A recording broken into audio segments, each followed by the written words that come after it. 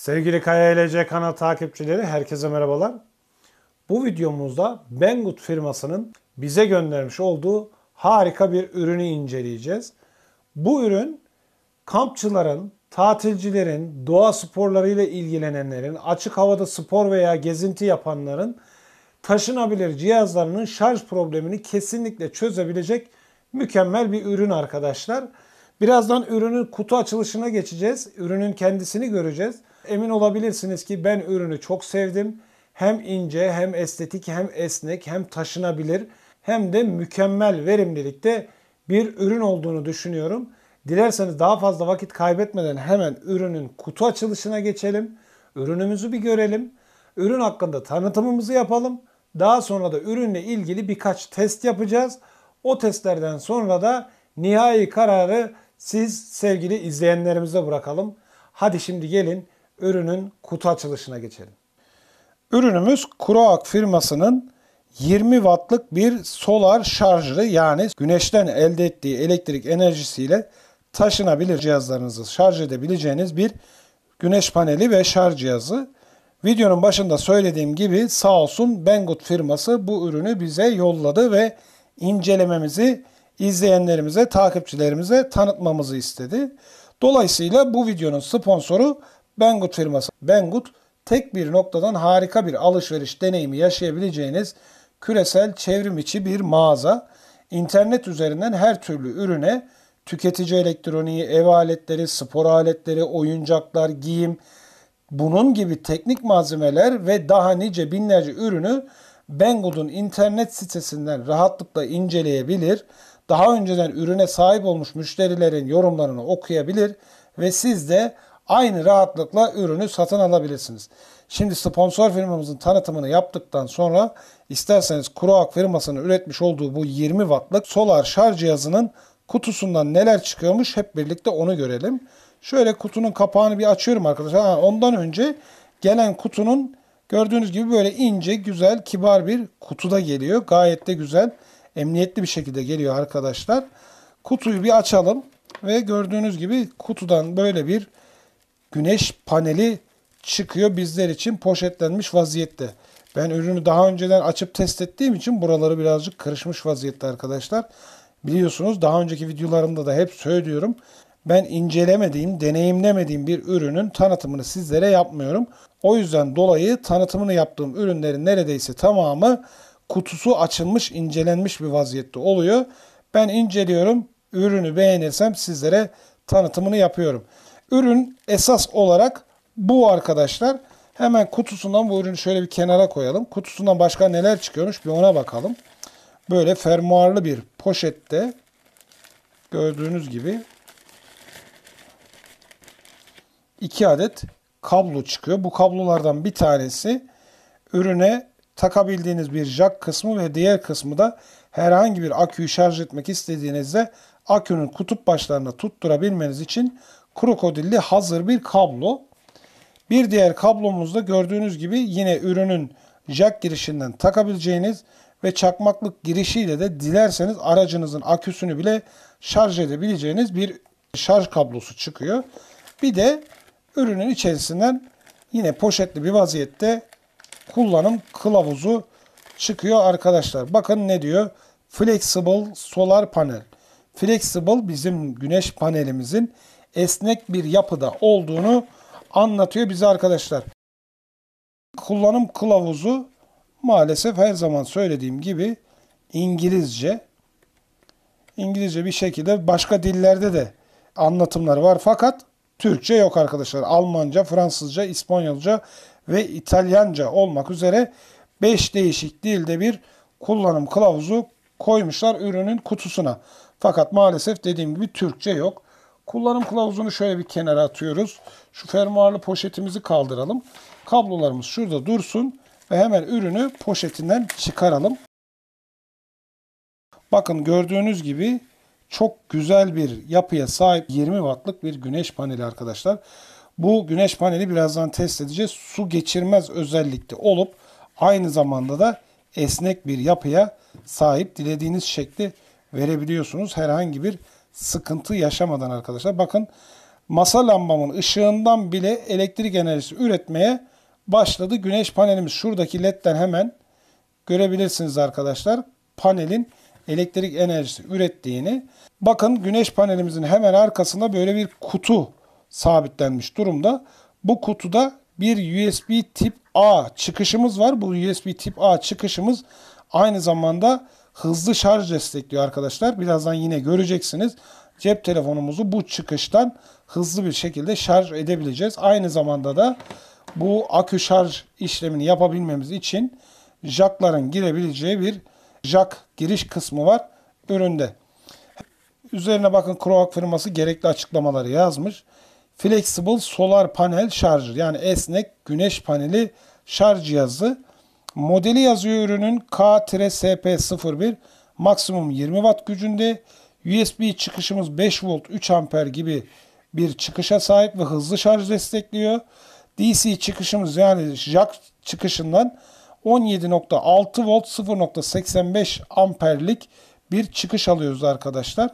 Ürünün açık devre voltajı 22.7 volt 0.93 amper, yani herhangi bir yüke bağlanmadan bizlere vereceği voltaj ve akım arkadaşlar. Neyse, ürünün arka kısmında yapılan açıklamaları okuduktan sonra şundan bahsetmek istiyorum. Ürün aynı zamanda araçların güneşlik kısmına rahatlıkla buradaki lastikler sayesinde takılıp araç içerisinde de taşınabilir cihazlarınızı şarj edebileceğiniz bir yapısı var. Buradan sabitleyebiliyorsunuz güneş paneline. Aynı zamanda da dışarıda şarj edebilmeniz için güneşin açısına uygun konumlandırmak üzere gördüğünüz gibi burada bir de ayakçağı mevcut.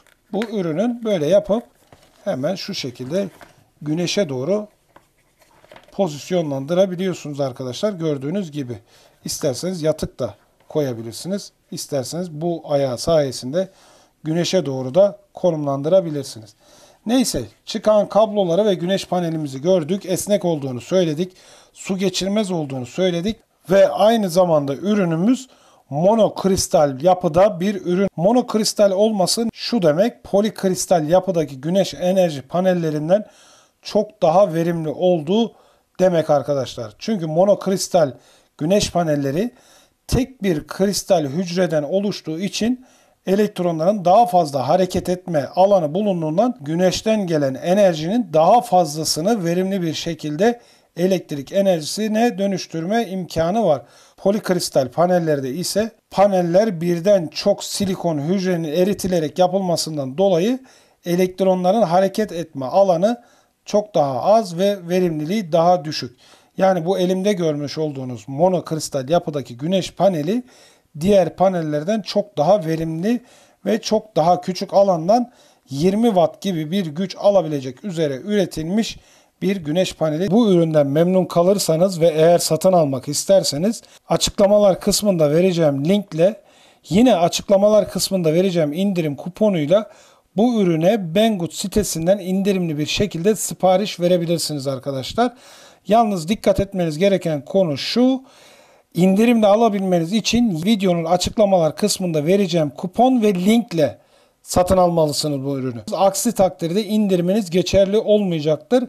İndirimli bir şekilde ürünü alamayacaksınız. Siz ürünü sipariş ettiğinizde ürün size kapınıza kadar elden teslim etmek üzere gelecek ve en ufak bir gümrük bedeli, en ufak bir ekstra kargo ücreti ödemeyeceksiniz sevgili Kaya ELC kanalı takipçileri. Dilerseniz lafı daha fazla uzatmadan hemen ürünle ilgili testlerimize geçelim ve ürünün verimliliğini bir de testlerimizde uygulamalı olarak görelim. Evet arkadaşlar, şimdi güneş panelini testi için balkona bir düzenek kurdum. Bakın, kırmızı olan multimetremiz bir avometre olarak amper ölçmek üzere bağlı. Gördüğünüz gibi amper kısmında probumuz ve 600 miliamper ölçebilecek şekilde de ölçü aletimizin kademesi. Hemen yanındaki yeşil multimetremiz ise akümüzün voltajını ölçen multimetre. 12.81 volt gibi şu anda akümüzün voltajı varmış. Güneş panelimiz henüz şu anda devreye bağlı değil. İsterseniz hemen güneş panelimizi bir bağlayalım devreye. Gördüğünüz gibi şu anda boş ve güneş panelimizin jackı da hazır vaziyette burada arkadaşlar. Hemen jackı takıyorum ve Gözlemleyin ölçü aletlerinin gösterdiği değerleri arkadaşlar. Hemen şurada da güneş panelinden ölçü aletlerimize ve akü bağlantımızı yapacağımız uç arkadaşlar. Hemen şuradan taktığım zaman gördüğünüz gibi akü voltajımız birdenbire 14 volt seviyesine çıktı. 15.40 volt. 370 miliamper civarında da şarj etmeye başladı gördüğünüz gibi güneş panelinden. Şimdi güneş panelini karartacağım ve voltajın değiştiğini ve akımın değiştiğini görün arkadaşlar. Gördüğünüz gibi şu anda hemen üretilen akım ve voltaj düştü. Güneşe doğru çevirdiğimde göreceksiniz hemen 300 miliamperler civarında güneşi aldığı pozisyona göre voltaj üretmeye başladı. Ve akü voltajımızın da neredeyse 16 voltlar seviyesine çıktığını gözlemleyebiliyorsunuz arkadaşlar. Buradaki voltaj şu anda güneş panelinden gerilim geldiği için aslında yalancı bir voltaj. Güneş panelini kararttığımda gördüğünüz gibi akünün gerçek voltajı, gerçek dolum voltajı olan voltajlar seviyesine düşüyor. 12.80 volt civarındaydı. 13.5 volt civarına kadar şarj olmuş. Gördüğünüz gibi akümüz tam şarj olmadığı için de voltaj yavaş yavaş düşüyor. Akümüz güneş panelimizden gayet güzel bir şekilde şarj oluyor. Şimdi güneş panelinin su geçirmezlik özelliğini test edeceğiz. Daha sonra da cep telefonumuzu hızlı bir şekilde şarj edebilecek miyiz? Onu göreceğiz. İsterseniz hemen şimdi bir su dökelim güneş panelimize ve gerçekten ürünün iddia ettiği gibi su geçirmez bir vaziyette şarj yapabiliyor mu onu görelim. Voltajlarını ve ürettiği akımı gözlemleyebiliyorsunuz. Tekrar karartacağım ve voltajlardaki değişimi görün istiyorum. Şimdi aynen bu ürünün üzerine birazcık su dökeceğim. Şöyle birazcık dışarıya çıkarıp dökmem gerekiyor. Kusura bakmayın. Evet, suyu döküyorum şimdi arkadaşlar. Gördüğünüz gibi güneş panelimizin üzerine hemen kurumadan da ıslaklığını göstereceğim size. Ürettiği voltajı ve akımı halen gözlemleyebiliyorsunuz. Bir bardak suyu üzerine boca etmeme rağmen halen güzel bir şekilde gerilim ve akım üretmeye devam ediyor güneş panelimiz. Evet, ürünün su geçirmez olduğunu da bu şekilde gözlemlemiş olduk arkadaşlar. Şimdi isterseniz bir de cep telefonumuzu hızlı bir şekilde şarj edebilecek miyiz? Onu görelim. Şu anda bir USB kablosuyla telefonumuz solar şarjımıza bağlı. Telefonun ekranında şarj ikonu güneş panelimiz güneşi görmemesine rağmen gelip gidiyor. Şimdi hemen güneşe şöyle hafiften döndürdüğüm zaman gördüğünüz gibi hemen şarj işareti sabitledi ve güneş paneli üzerinden şarj oluyor. Telefonum inşallah görünebiliyordur. Şöyle güneş parladığı için ekranın gözükmesi zorlaşıyor. Ama şöyle yaptığımda bakalım hızlı şarj. Evet, hızlı şarj ediliyor. İkonunu görüyoruz. Karartıyorum. Ve kararttım. Evet, şu anda şarj ediliyor. İkonu geldi gördüğünüz gibi.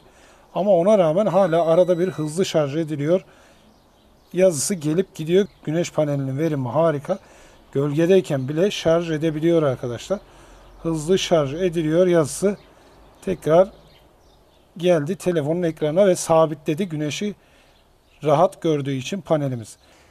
Solar şarj cihazımız cep telefonlarını ve tabletlerinizi de hızlı şarj edebilecek nitelikte bir solar şarj cihazı. Yani güneşten aldığı enerjiyle sizin cep telefonunuzu, tabletinizi, bilgisayarınızı istediğiniz şekilde hızlı bir şekilde şarj edebileceksiniz. Aynı zamanda da biraz önceki testte gösterdiğimiz gibi akülerinizi de bu solar şarj cihazı sayesinde şarj edebileceksiniz. Görmüş olduğunuz gibi ürün gayet güzel bir şekilde akümüzü 300 mAh, 400 mAh seviyesinde belki güneşin pozisyonu ve ışığı daha verimli olduğu durumlarda üretilen akım daha fazla olacaktır. Ama biz 350-400 mAh civarında bir akımla akümüzü şarj etmeyi başardık. Aynı zamanda USB çıkışından da cep telefonlarımızı hızlı şarj edebildiğini hem de doğru dürüst güneşi görmediği, yarım yamalak gördüğü anda bile hızlı şarj edebildiğini gözlemlemiş olduk. Tam gördüğü andaysa kesintisiz bir şekilde cep telefonumuzu hızlı şarj edebilmiş oldu cihazımız. Kutu içeriğinden hatırlarsanız bir de çakmaklıklı bir kablo çıkmıştı.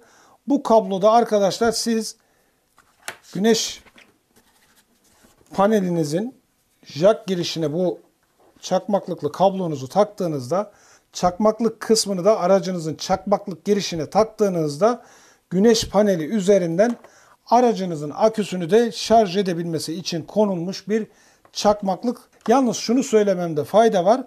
Bu çakmaklık üzerinden aracınızın aküsünü kısa süreli durumlarda çok fayda etmeyecektir. Çünkü 300-400 miliamper ile 70 amperlik bir aküyü 20 gün gibi sürelerde doldurabilirsiniz arkadaşlar. Siz kampa uzun süreli gitmişsinizdir. Bir hafta 10 gün gibi kampta duracaksınızdır. İşte o süre zarfında bizim bu solar şarj cihazımız aracınızın aküsünü de uzun soluklu bir şekilde yavaş yavaş olmak koşuluyla şarj edecek ve aracınızın aküsünü 10 gün sonrasına sizin için hazır hale getirecektir. Evet sevgili KYLC kanalı takipçileri, ürünün özelliklerini ve güzelliğini hep birlikte görmüş olduk. Kampçılar, tatilciler ve doğa sporları ile ilgilenenler için bulunmadık bir nimet. Evet sevgili KYLC kanal takipçileri, bir videonun daha sonuna gelmiş olduk. Bu videomuz da buraya kadar. Umarım bu videomuzda herkes için faydalı bir ürünü tanıtmışızdır. Bu tür teknik ve bilimsel konulara ilgi duyuyorsanız ve merakınız varsa lütfen kanalımıza abone olmayı, kanalımızı takip etmeyi ve bildirimlerinizi açmayı unutmayın. Beğendiğiniz videolara like atmayı ve yorumlarda bilgi, deneyim, tecrübe ve fikirlerinizi lütfen bizimle paylaşmayı unutmayın. Yeni bir videoda, yeni bir projede görüşünceye dek hoşça kalın.